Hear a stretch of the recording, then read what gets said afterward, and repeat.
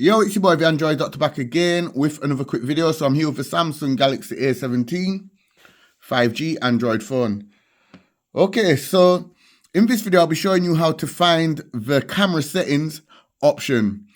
Okay, so on a normal regular Android phone, you'd simply open up the camera and you would see the settings icon right there in the top right hand corner. However, with the A17, it's slightly different. When you open up the camera, there's no setting icon up here in the top right hand corner. What you actually have to do, you have to select these four little pins. And then here to the left, you will see the settings icon. And as you can see, it now brings you into the camera settings.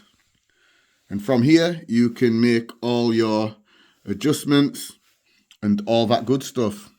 So yeah, that's how you find the camera settings on the Samsung Galaxy A17 5G.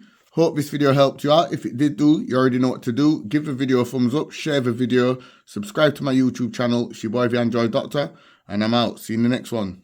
Deuces.